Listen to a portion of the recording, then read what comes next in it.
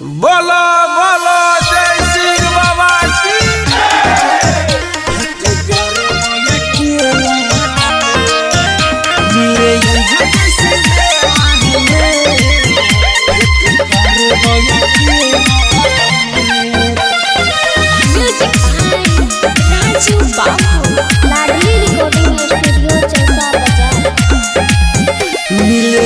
फूलत मेला में भेंट करबो अकेला में, मिले जैसिंह मेला में भेंट करबो अकेला में।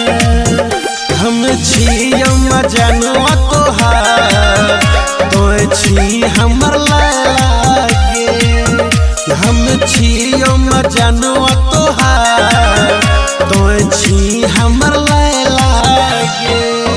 मिले जैसिंह मेला में भेंट करबो अकेला में, भेंट करबो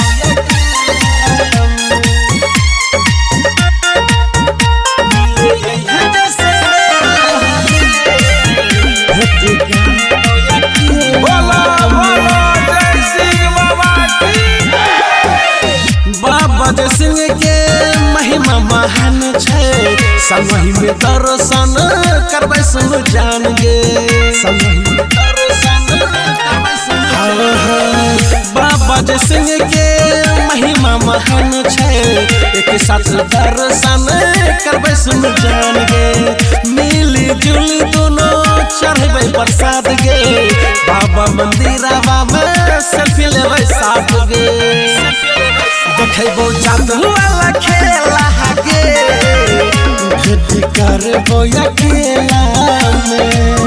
मिले फूलत मेला में भेंट करबो अकेला में, भेंट करबो अकेला। मिले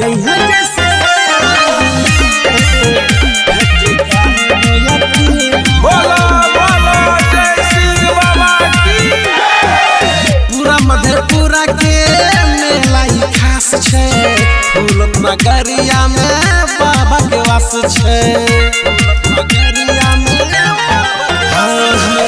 पूरा मधेपुरा के मेला खास छै, फूलत नगरिया में बाबा के वास छै। दुख दलिदर कर दै छै नस गे, प्यार होते सफल बाबा पर छै विश्वास गे। कहो चल